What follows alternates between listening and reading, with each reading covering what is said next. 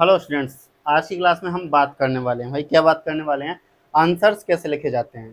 काफ़ी सारे बच्चों को डाउट था कि सर आंसर कैसे लिखते हैं, कितने नंबर के क्वेश्चन में कितनी लाइनें लिखनी है, कितने पॉइंट्स लिखने हैं, कि अगर 2 नंबर का क्वेश्चन है तो सर कितने पॉइंट लिखें, 3 नंबर का क्वेश्चन है तो सर कितने पॉइंट लिखें। भाई वेरी शॉर्ट में तो हम कन्फर्म होते हैं कि वेरी शॉर्ट वाला क्वेश्चन अगर आया है तो कितने पॉइंट लिखने चाहिए उसमें, ठीक है। लेकिन जो शॉर्ट क्वेश्चन है 2 नंबर का, जो थोड़ा लॉन्ग क्वेश्चन है, जो वेरी लॉन्ग क्वेश्चन है, जो ऐसे टाइप क्वेश्चन है, उसमें कितने पॉइंट आने चाहिए भाई। 4 नंबर के क्वेश्चन में कितने पॉइंट लिखने चाहिए, कितनी लाइनें लिखनी चाहिए, आंसर का स्ट्रक्चर कैसा होना चाहिए, आंसर में कंक्लूजन में क्या लिखना चाहिए, आंसर में अगर बात करें अपन स्टार्टिंग में क्या लिखना चाहिए, आंसर की बॉडी में क्या लिखना चाहिए, ये सब डाउट आज की क्लास में आप सभी के कंप्लीट हो जाएंगे बच्चों, ठीक है। देखो, आप पढ़ने में कितने भी अच्छे हो, आपकी राइटिंग कितनी भी अच्छी हो, पर अगर आपको आंसर लिखना नहीं आता तो आपके बोर्ड एग्जाम में नंबर नहीं आने वाले हैं। ये आप भी जानते हो, ये मैं भी जानता हूँ, सब जानते हैं। अगर आपकी राइटिंग थोड़ी अच्छी नहीं है, ये सभी सब्जेक्टों के लिए बता रहा हूँ मैं आपको, बायोलॉजी वाले बच्चों के लिए भी, मैथमेटिक्स वाले बच्चों के लिए, एग्रीकल्चर वाले बच्चों के लिए और आर्ट्स वाले बच्चों के लिए भी। यहाँ पे मैं आर्ट्स का एग्जाम्पल दूंगा बिकॉज मैं आर्ट्स का टीचर हूँ, आर्ट्स को टीच करता हूँ, उस वजह से, ठीक है। तो चलिए, लेकिन सब सब्जेक्ट्स में सेम ही चीज़ें रहने वाली हैं, ठीक है। मेरे पास बायोलॉजी था, उस वजह से मैं आपको बता रहा हूँ, एक्सपीरियंस के साथ सारी चीज़ें सेम रहने वाली हैं, तो ज़्यादा टेंशन आपको नहीं लेना। सुनिए, अगर अपन बात करें स्टूडेंट्स, तो अगर आपकी राइटिंग थोड़ी खराब है लेकिन आपको लिखने का तरीका आता है अच्छे से, तो आपके नंबर शानदार आएंगे, टेंशन नहीं लेना है, ठीक है। धुआंधार तरीके से लिखना है, बढ़िया। अगर आपकी राइटिंग बहुत अच्छी है पर आपको लिखने का तरीका नहीं आता है, आपके नंबर नहीं आने वाले हैं, ये आप सोच लें, समझ लें पहले से ही। अगर राइटिंग अच्छी है, बहुत अच्छी बात है, पॉजिटिव पॉइंट है भाई राइटिंग अच्छी होना, लेकिन इसके साथ साथ में आपको आंसर लिखने का तरीका, मेथड भी पता होना चाहिए।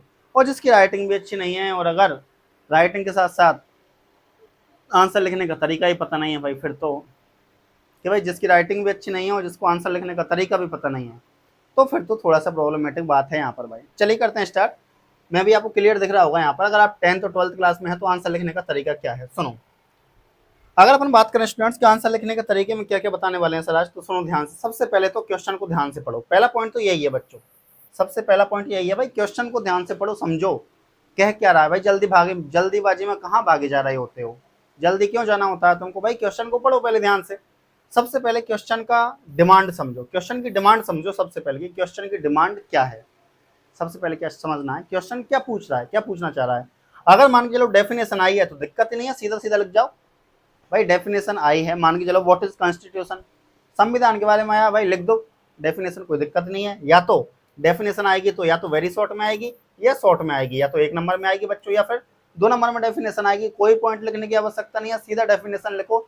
सभी सब्जेक्ट्स में, बायोलॉजी वाले भी, मैथमेटिक्स वाले भी, सभी। मैथमेटिक्स वालों में केमिस्ट्री भी आती है, ठीक है, तो ऐसे नहीं सोचना कि सर मैथमेटिक्स में कैसे।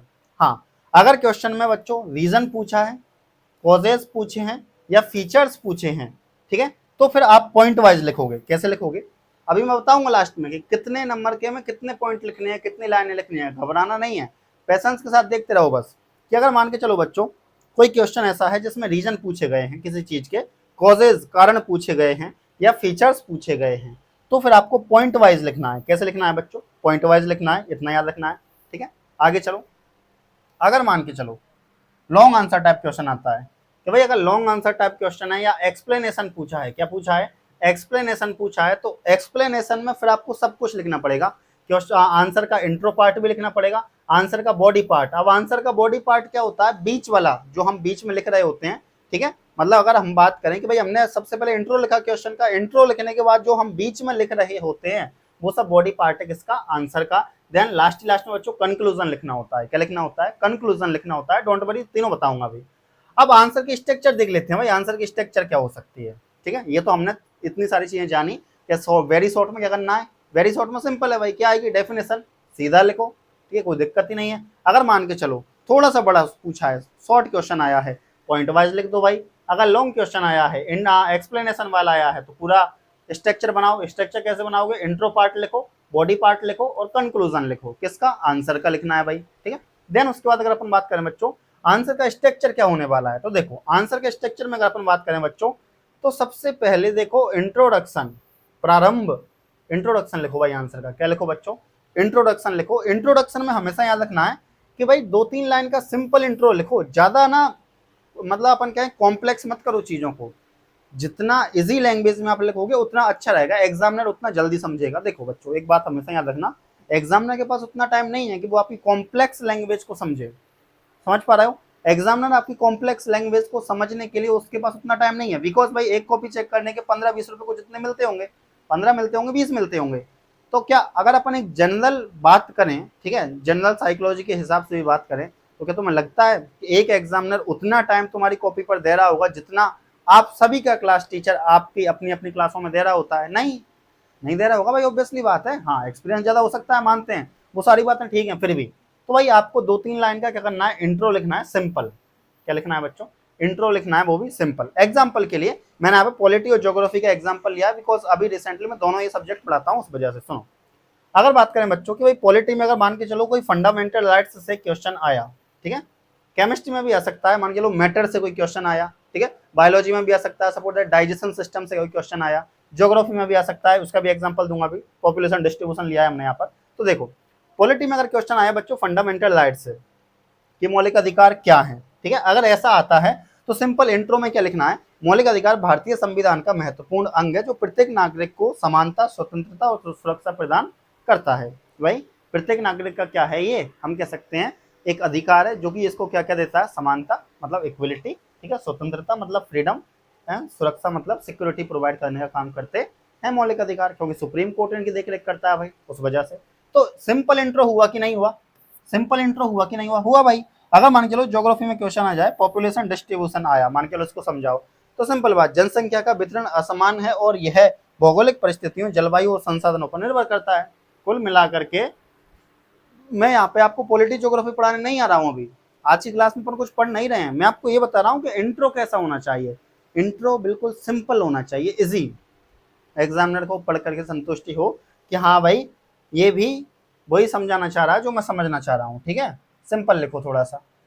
हाँ, इंट्रो में क्या क्या लिख सकते हो, एक तो डेफिनेशन लिखो भाई, डेफिनेशन लिखो। अगर मान चलो फंडामेंटल राइट पूछे, क्या पूछे, अगर फंडामेंटल राइट, फंडामेंटल राइट पूछे तो इनकी डेफिनेशन लिखो भाई पहले।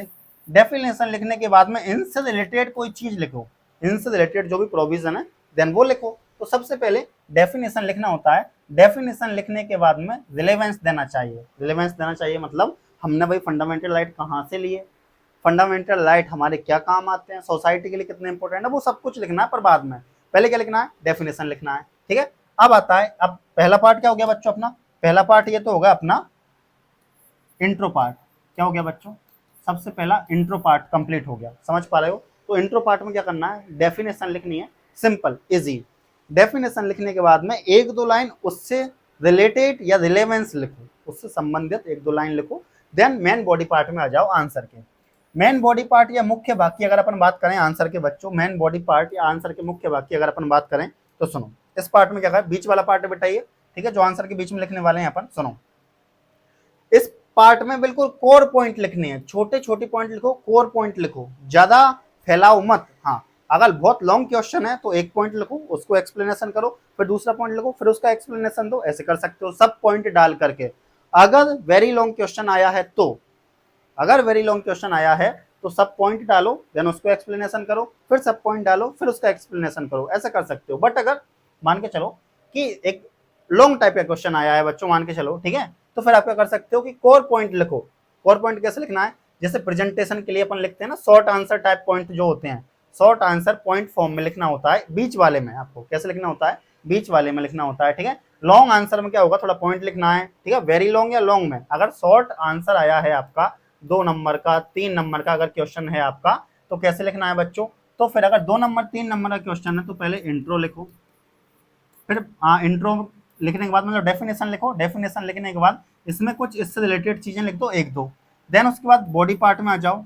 बॉडी पार्ट या मुख्य भाग में अगर अपन बात करें बेटा तो इसमें क्या करोगे आप, पॉइंट फॉर्म में लिखोगे। कैसे लिखोगे बेटा, पॉइंट फॉर्म में लिखोगे, पॉइंट फॉर्म में लिखोगे, ठीक है, पॉइंट फॉर्म में लिखोगे। देन उसके बाद अगर अपन बात करें फिर आओगे बेटा आप कंक्लूजन पर। किस पर आओगे आप, कंक्लूजन पर, पूरा निचोड़ जिसका क्वेश्चन का मतलब आंसर का जो होने वाला है कंक्लूजन में होगा। तो ये बात कर रहा हूँ बेटा मैं किसकी, ये बात कर रहा हूँ मैं शॉर्ट क्वेश्चन की। किसकी बात कर रहा हूँ, शॉर्ट क्वेश्चन की बात कर रहा हूँ, लॉन्ग और वेरी लॉन्ग की अभी मैं बात नहीं कर रहा हूँ, इसकी बात करूंगा मैं अभी, समझ पा रहे हो? तो चलिए अब आगे देखो ध्यान से।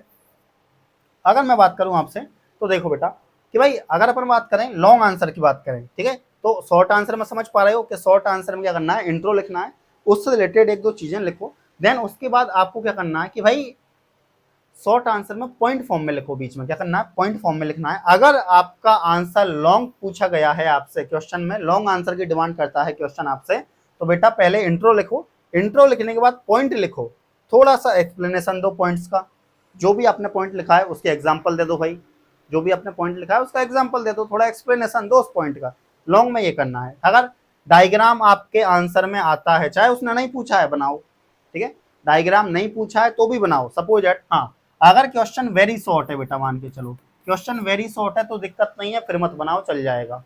क्वेश्चन अगर शॉर्ट है 2 नंबर का है तो भाई डायग्राम बनाओ, मैं ये कहता हूँ डायग्राम बनाओ, मुझे ठीक ठाक एक्सपीरियंस है बच्चों, ठीक है, टीचिंग का और कॉपी वगैरह चेक करने का, उस वजह से मैं आपसे कह रहा हूँ कि भाई हाँ डायग्राम बनाइए, एग्जाम्पल्स लिखिए, नहीं पूछा है तो भी लिखिए, एग्जाम्पल्स अगर नहीं पूछे हैं, अगर मान के चलो भाई आपने यहाँ से यहाँ तक का आंसर लिखा, यहाँ तक आ गया आपका आंसर, एक लाइन में आपका एग्जाम्पल आ जाता है, भाई याद है तो लिख दो ना, क्या दिक्कत आ रही है। कुछ बच्चे कहते हैं कि नहीं सर एग्जाम्पल तो आपने पूछा ही नहीं था, हम क्यों लिखेंगे, मत लिख, मत लिखना, क्यों लिख रहा है, मत लिख, पचड़ अपना बाद में। हाँ अरे भाई नंबर चाहिए कि नहीं चाहिए ये बता दो बस, चाहिए ना नंबर, नंबर चाहिए तो एग्जाम्पल लिख, ये मत सोच के पूछा है कि नहीं पूछा है, एग्जाम्पल लिखने में क्या जा रहा है। एक बच्ची कहे सर मुझे डायग्राम आपने पूछा ही ना, मैं क्यों बनाऊं, मत बना, अपना क्या जा रहा भैया, नहीं बनाएगी तो। हम क्यों कह रहे हैं कि बेटा बना, हम इसलिए कह रहे हैं कि भाई नंबर आने चाहिए, समझ पा रहे हो, भाई तुम्हारे लिए तो कर रहे हैं बच्चों सारा के सारा, भाई सारी चीजें तुम्हारे लिए बता रहे हैं, करने का मतलब मैं ये नहीं कह रहा हूँ, मैं ये कह रहा हूँ बस कि भाई सारी चीजें तुम्हारे लिए बता रहे हैं हमारे एक्सपीरियंस से, तो तुम उसको करो ना भाई, फॉलो करो, नहीं करते हो बच्चों तो तुम्हारी चॉइस है, देखो हम बता सकते हैं ना भाई केवल। तो देखो अगर अपन बात करें बेटा कि डायग्राम अगर है क्वेश्चन में तो बनाओ, ठीक है, मैप अगर ज्योग्राफी वाला कोई क्वेश्चन है उसमें मैप आ सकता है आपके अकॉर्डिंग तो बनाओ, ठीक है, इससे क्या होता है बेटा मार्क्स बढ़ जाते हैं, इससे क्या होता है नंबर आपके बढ़ जाते हैं, इतना याद रखना है, ठीक है बेटा। चलिए अगर मान के चलो एक एग्जांपल लिया गया कि भाई पावर शेयरिंग के ऑब्जेक्टिव, ये सभी ने पढ़ा है पावर शेयरिंग, इसलिए मैंने इसका एग्जांपल लिया है क्योंकि 10th क्लास में आता है, 10th क्लास सब पास होकर के आए हो, चाहे आपके पास बायोलॉजी हो, चाहे आपके पास केमिस्ट्री हो, चाहे मैथमेटिक्स हो, चाहे आर्ट्स हो, तो दिक्कत ही नहीं है, और अगर एग्रीकल्चर है तो भी ये पढ़ा है आपने सबने। सुनो अगर मान के चलो बेटा, मैं आपको बताता हूँ कैसे कि पावर शेयरिंग के ऑब्जेक्टिव आया मान के चलो, तो आपको लिखना कैसे है, बीच वाले पॉइंट कैसे लिखना है, सामाजिक संघर्ष से बचना, लोकतंत्र को स्थिर बनाना, सभी समूहों की भागीदारी, सामान्य और न्याय को समानता और न्याय को बढ़ावा देना। अब ये सब पॉइंट है बेटा, ये क्या है, सब पॉइंट हैं, सब पॉइंट्स हैं, ये क्या है, सब पॉइंट्स हैं। इन सब पॉइंट्स को थोड़ा थोड़ा आप क्या कर दोगे, एक्सप्लेन कर दोगे बेटा, क्या कर दोगे, थोड़ा थोड़ा इनको एक्सप्लेन कर दोगे, चाहे आप एक एक लाइन ही लिखो, चाहे आप दो दो लाइन ही लिखो, पर लिखो। अब अगर आप एक एक लाइन भी लिखते हो तो भाई 1 2 3 4 पॉइंट है, तो 4 लाइन तो आपके वैसे हो गई, 4 पॉइंट ये हो गए, मतलब अच्छा खासा कंटेंट आपके पास है जिसे एग्जामिनर चेक करेगा बढ़िया से, ठीक है। तो ये क्या हो गया बेटा, बॉडी पार्ट, ये क्या हो गया बेटा, बॉडी पार्ट हो गया। ये मैंने बताया अगर शॉर्ट आंसर आया है तो केवल शॉर्ट फॉर्म में लिख दो, बीच वाला बॉडी पार्ट, ठीक है, बॉडी पार्ट की बात कर रहा हूँ। अगर लॉन्ग या वेरी लॉन्ग आया है बेटा तो फिर आपको क्या करना है, इस बॉडी पार्ट में से हर एक पॉइंट को थोड़ा थोड़ा एक्सप्लेनेशन देना है उसका, या तो एग्जाम्पल लिख दो, या डायग्राम है तो वो बना दो, या मैप है तो वो बना दो, या कोई आपके जैसे केमिस्ट्री वाले बच्चे हैं, कोई मान के चलो कि समीकरण है बेटा तो उसको लिख दो, वो लिख सकते हो आप, ठीक है, ऐसा कर सकते हो। मैथमेटिक्स वाले बच्चे कुछ एग्जाम्पल दे सकते हैं, यार मैथमेटिक्स में दिक्कत नहीं होती है भाई, उनको पता होता है क्या करना है, मैथमेटिक्स वाले प्रो स्टूडेंट हो रहे होते हैं बिल्कुल, ठीक है, उनको पता है भाई साहब क्वेश्चन आया सीधा सिंपल सोल्व करना है, देन खत्म। चलो आगे देखो भाई, कंक्लूजन की बात करते हैं बेटा, निष्कर्ष क्या निकलना है, कंक्लूजन लास्ट, ये मेन है भाई, बॉडी पार्ट लिखा, इंट्रो लिखा, अब मेन क्या बचता है भाई लास्ट में, जिससे हमको अगर हम कहें कि जैसे कहते हैं ना एंगेजमेंट मिलती है, first impression and last impression, तो फर्स्ट इंप्रेशन तो भाई हो चुका है हमारा क्या, इंट्रो पार्ट। अगर बात करें बॉडी पार्ट लिख दिया, अब लास्ट इंप्रेशन के लिए क्या बचा अपने पास, कंक्लूजन बचा बेटा, क्या बचा, कंक्लूजन। तो आंसर के एंड में 2 3 लाइन का कंक्लूजन लिखना जरूरी है, आंसर का जब खात्मा हो रहा हो, खात्मे का मतलब क्या है, आंसर का जब दी एंड आ रहा होता है भाई, तो 2 3 लाइनें लिखना है आपको कंक्लूजन की, आंसर का पूरा समअप कि इस आंसर में हमने ये जाना, अगर क्वेश्चन कोई प्रॉब्लम को लेकर के आया है तो आप अपनी तरफ से थोड़ा सा सॉल्यूशन दें। अगर क्वेश्चन सोशल चीजों से संबंधित है, सामाजिक चीजों से संबंधित है, सपोज दैट क्वेश्चन आया कि भाई हाँ बढ़ती हुई पॉपुलेशन को कैसे कंट्रोल करोगे, अगर ये आया तो आप अपनी तरफ से, चाहे उसने पूछे चाहे नहीं पूछे, पूछा तो यही है कैसे कंट्रोल करोगे, तो फिर सीधा बता ही दोगे। लेकिन पॉपुलेशन के बारे में भी आया, ये क्वेश्चन ये आया कि बढ़ती हुई पॉपुलेशन कैसे हमारे लिए एक प्रकार का बड़ा चैलेंज है। मान के चलो क्वेश्चन ये आता है कि बढ़ती हुई पॉपुलेशन हमारे लिए किस प्रकार से एक बहुत बड़ा चैलेंज है, तो पहले तो भाई परेशानियां लिख दो पॉपुलेशन से होने वाली, ठीक है, चैलेंजेस लिख दो, देन उसके बाद उसका सॉल्यूशन भी दो। सॉल्यूशन चाहे छोटा दो पर दो अपनी तरफ से, ठीक है। तो चलो खैर, तो भाई 2-3 लाइन का कंक्लूजन लास्ट में आपको लिखना है, ठीक है। इससे एग्जामिनर को लगेगा कि आंसर कंप्लीट है। इससे एग्जामिनर को क्या लगेगा बेटा, इससे एग्जामिनर को लगेगा कि भाई आंसर क्या है, कंप्लीट है। चलिए, अब ये बोर्ड एग्जाम में नंबर लाने के लिए सबसे ज्यादा जरूरी ये पॉइंट है। अगर किसी बच्चे ने नहीं देखे हैं, बोर्ड एग्जाम में नंबर लाने के लिए सबसे ज्यादा जरूरी है ये 4 पॉइंट, 5 पॉइंट। अगर ये 5 पॉइंट किसी बच्चे ने नहीं देखे हैं तो उसको आप बता दो अपने दोस्तों को कि भाई इन 5 पॉइंटों पर काम कर ले, नंबर आ जाएंगे। सबसे पहले कीवर्ड को अंडरलाइन करो भाई पेंसिल से। किससे? या तो पेंसिल से अंडरलाइन करो, और अगर आप बोर्ड एग्जाम में हो तो आप जिस पेन से लिख रहे हो आप उससे हाईलाइट कर दो, बढ़िया है। आप बोर्ड एग्जाम में बैठे हुए हो, बोर्ड एग्जाम में आप एक ही पेन का यूज करें, ठीक है। उस पेन से, सपोज दैट ब्लू पेन का आप यूज कर रहे हैं तो उसी पेन से थोड़ा सा हाईलाइट कर दें, ऐसे भी नहीं घिस देना है, ठीक है, थोड़ा सा हाईलाइट कर देना है ताकि एग्जामिनर को दिख जाए, बस। समझ पा रहे हो? तो भाई कीवर्ड को अंडरलाइन करो, कीवर्ड को क्या करो, अंडरलाइन करो। पहली चीज याद रखना, भूल मत जाना, बाद में नंबर नहीं आए तो फिर मत सोचना कि कपिल सर ने बताया नहीं, क्योंकि कपिल सर क्लास में भी पढ़ाते थे, ऑनलाइन भी क्लास लेते थे, सारी बातें थी, फिर भी मैं आपको बता रहा हूँ बच्चों कि कीवर्ड को अंडरलाइन करना जरूरी है। जिन बच्ची की यहाँ, जो अपनी बच्ची हैं, ठीक है, जिन्होंने दिया था अभी एग्जाम, जिस बच्ची ने अभी एग्जाम दिया था बेटा, तो उनके 100 में से 100 आए थे पॉलिटिकल साइंस में। रीजन यही था, उन्होंने बहुत सारी चीज़ों पर ध्यान रखा, कंक्लूजन उनका बहुत अच्छा होता था, बॉडी पार्ट अच्छा होता था, देन उसके अलावा एग्जाम्पल नहीं पूछे जाने पर भी दिए जाते थे। एग्जाम्पल लिखने में क्या जाता है, लिख दिया करो। इसके अलावा हेडिंग क्लियर लिखो। हेडिंग क्लियर लिखने का मतलब क्या है भाई, इंट्रो पार्ट में इंट्रो वाली चीज लिखो, ठीक है, बॉडी पार्ट में पॉइंट्स लिखो, और कंक्लूजन वाले में कंक्लूजन लिखो।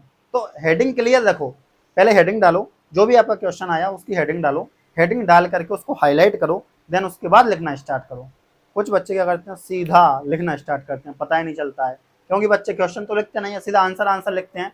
अगर गलती से मान के चलो, देखो हेडिंग डालने का फायदा क्या है, अगर मान के चलो बेटा क्वेश्चन आया फंडामेंटल राइट, यही क्वेश्चन आया, मान के चलो, एक मिनट, फंडामेंटल राइट क्वेश्चन ये आया, एक्सप्लेन करो भाई फंडामेंटल राइट क्या है, ठीक है, explain to the fundamental right. अब मान के चलो कि मैं सीधा लिखना स्टार्ट करता हूं कि यह या दिस राइट, यहां से मैं स्टार्ट करता हूं, ठीक है। तो इसमें क्या हुआ, अगर मान के चलो ये क्वेश्चन नंबर फर्स्ट था और मैंने गलती से क्वेश्चन नंबर सेकंड डाल दिया, तो एग्जामिनर को बीच में जाकर के पता चलेगा कि क्वेश्चन नंबर सेकंड या फर्स्ट था।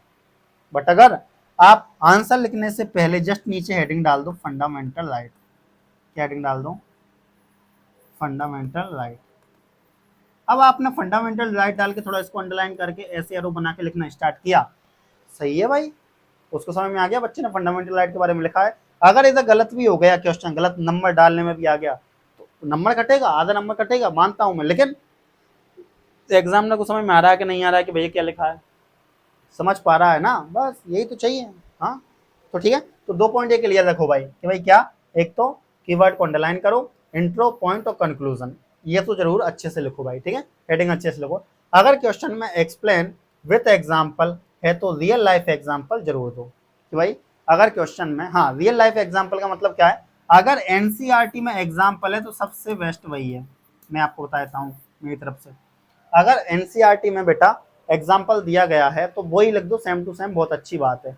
अगर मान के चलो क्वेश्चन सोशली चीजों से संबंधित है, सामाजिक चीजों से संबंधित है, पॉपुलेशन से संबंधित हो गया, ठीक है, वीमेन एम्पावरमेंट से संबंधित हो गया बेटा, ठीक है, वीमेन की सेफ्टी के लिए हो गया, इन सब चीजों से संबंधित अगर क्वेश्चन आया है तो रियल लाइफ एग्जाम्पल दो। क्या दो बेटा, रियल लाइफ एग्जाम्पल दो, ठीक है। कोई न्यूज के बारे में दे सकते हो, अब न्यूज के बारे में ऐसा नहीं एक बार ऐसा हुआ था, फिर ऐसा हो गया था, फिर हमने ये सोच लिया था, सोचता ही रहेगा क्या भाई, ऐसा भी नहीं करना है, ठीक है। तो अगर एनसीईआरटी में एग्जाम्पल है तो सबसे बेस्ट तरीका ये है, वरना अपनी तरफ से कोई रियल लाइफ एग्जाम्पल छोटा देना है, ज्यादा बड़ा नहीं देना है, इतना याद रखना है।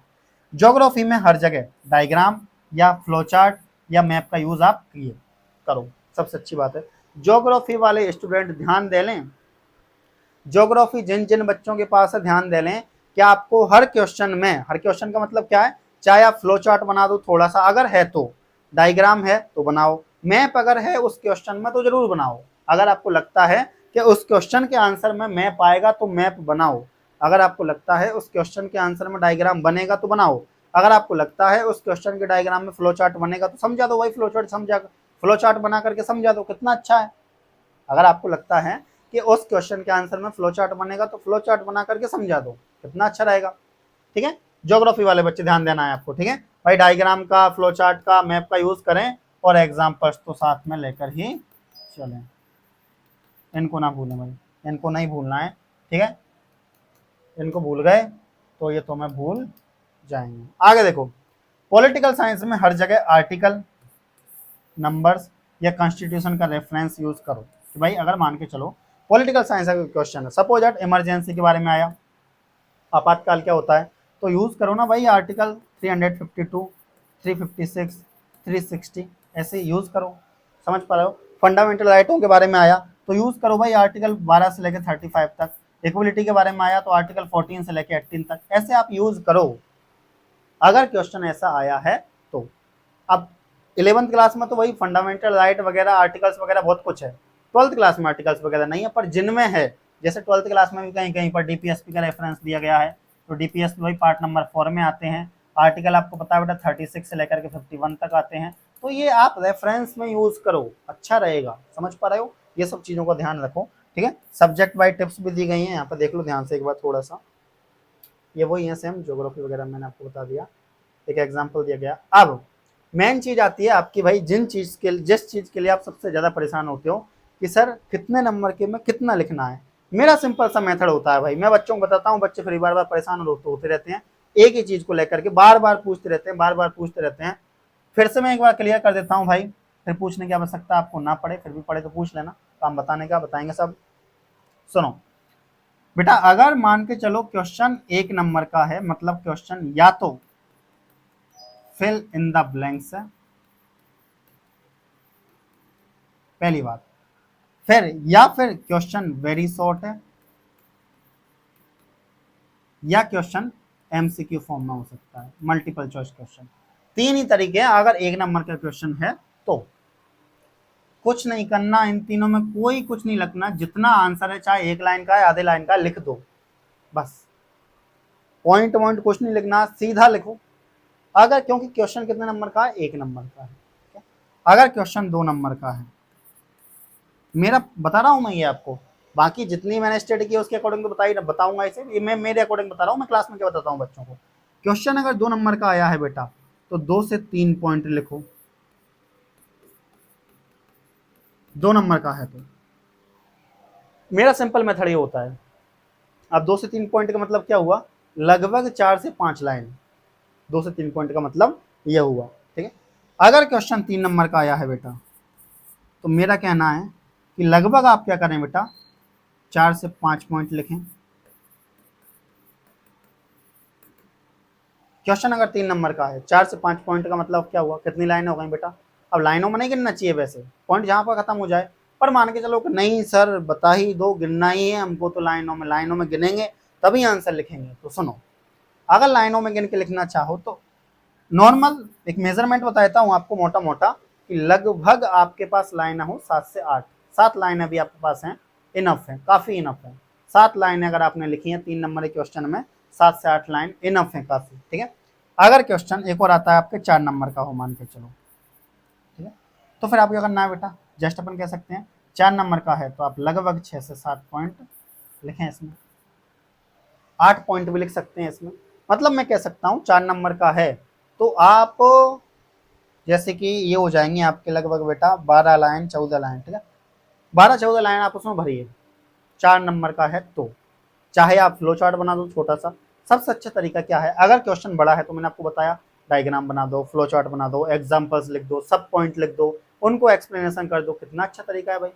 भाई बड़े क्वेश्चन को सॉल्व करने का कितना सही तरीका है। ठीक है, तो भाई बड़ा क्वेश्चन आया, डायग्राम बनाया, एग्जाम्पल लिखा, सब पॉइंट लिखा, उसका एक्सप्लेनेशन दिया, कंक्लूजन लिख दिया, ऐसे करके कर सकते हो। ठीक है, तो ऐसे आप लिखें भाई।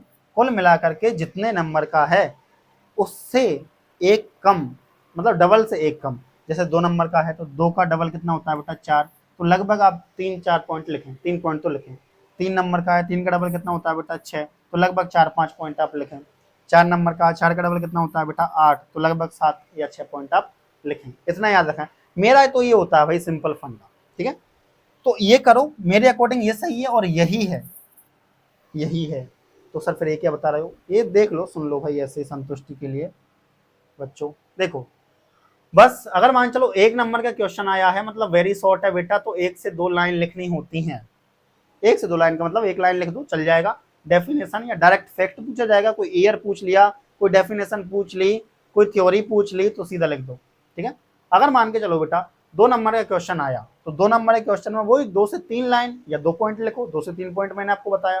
ठीक है, एग्जाम्पल वगैरह ऐड कर दो। अगर 3 नंबर का क्वेश्चन आता है बेटा, तो वो 3 से 4 पॉइंट मैंने आपको बताया कि भाई 3 नंबर का क्वेश्चन आया तो 4 से 5 पॉइंट लिख दो। आप कितना लिख दो, 3 से 4 बोल रहा है, आप 4 से 5 लिखो। ठीक है, अगर बेटा क्वेश्चन मान के चलो 4 नंबर का आया, गया भाई 4 वाला, 3 से 4 पॉइंट लिखो। ठीक है, क्वेश्चन अगर मान चलो बेटा 5 नंबर का आया है, तो 5 का दुगना कितना होता है बेटा 10, तो आप कितने 8 से 9 पॉइंट लिख दो। यहाँ पे बोला 5 से 6 पॉइंट लिख दो, आप 7-8 पॉइंट लिख दो, काम चल जाएगा। तो मेरा कहना ये, बस इतना सा मेजरमेंट याद रखो आप, तो कि अगर 3 नंबर का क्वेश्चन आया है तो 3 का डबल है 6, तो लगभग मुझे 5 पॉइंट तो लिखने हैं। कितने तो लिखने हैं, 5 पॉइंट तो मुझे लिखने हैं। ऐसे याद करोगे चीजें तो याद चीजें ठीक रहेंगी। हाँ, याद ये रखना है कि अगर बेटा क्वेश्चन 3 नंबर का है, 4 नंबर का है, 5 नंबर का है, तो इंट्रो पार्ट, बॉडी पार्ट और कंक्लूजन अच्छे से लिखना है। एक बात हमेशा याद रखनी है। ठीक है, कंक्लूजन अच्छे से लिखना है। कभी भी आंसर्स को लाइनों में अपन मेजर नहीं कर सकते, जज नहीं कर सकते। सही तरीका तो यही है। देखो बच्चों, अगर आप मेरे से दिल की बात पूछो कि क्या है सर, तो मैं आपको यही बताता हूँ, कभी भी आंसर्स को लाइनों में ज़्यादा जज मत करो। आंसर आप बस इंट्रो पार्ट अच्छा लिखो, बॉडी पार्ट अच्छा लिखो, देन उसके बाद कंक्लूजन अच्छा लिखो। अब आपकी उसमें 10 लाइनें भी हो सकती हैं, आपकी उसमें 7 लाइनें भी हो सकती हैं, लेकिन ऐसा ना हो कि आपकी 3 ही लाइन होकर के रह जाएं, वो भी गड़बड़ है बच्चों। ऐसा भी नहीं होना चाहिए तो भाई 3 नंबर का क्वेश्चन था, बच्चे ने 3 ही लाइन लिख दी, 4 लाइन लिख दी कि सर मुझे 2 नंबर 4 लाइन लिखी है। ऐसे भी नहीं भाई, थोड़ा सा तो करो ना यार भाई, 3 नंबर का है तो थोड़ा डिटेल में लिखो भाई, ये तो करो कम से कम। तो अगर 3 नंबर का है बेटा तो थोड़ा डिटेल में लिखो चीज़ों को। ठीक है, मैं ये कह रहा हूँ। चलिए, 5 नंबर का है तो वही बेटा मैंने जो आपको बताया कि intro part, body part, then उसके बाद अगर 6 से 7 नंबर का क्वेश्चन आया है तो वही तीनों चारों चीज़ें मिलाओ। ठीक है भाई, डायग्राम बना दो, फ्लो चार्ट बना दो, वो सारी बातें, एग्जाम्पल वगैरह दे दो, वो सब कुछ। तो आज की क्लास में हमने क्या जाना भाई, आज की क्लास में हमने जाना बेटा कि आंसर्स लिखते कैसे हैं, प्लस कौन सा क्वेश्चन कितने नंबर का है, तो उसमें कितनी लाइनें, कितने पॉइंट्स आने चाहिए, सब कुछ क्लियर कर दिया गया है। फिर भी आपके कोई डाउट होते हैं तो कमेंट बॉक्स में आप कमेंट करिए, मैं आपका कमेंट जरूर देखता हूँ और रिप्लाई भी करता हूँ टाइम टू टाइम। ठीक है, तो आपका कमेंट का मुझे वेट रहने वाला है, और जैसा भी आपका कमेंट आता है उससे अकॉर्डिंग आपको रिप्लाई मिल जाएगा। ठीक है बच्चों, थैंक यू, धन्यवाद, मिलते हैं जल्दी।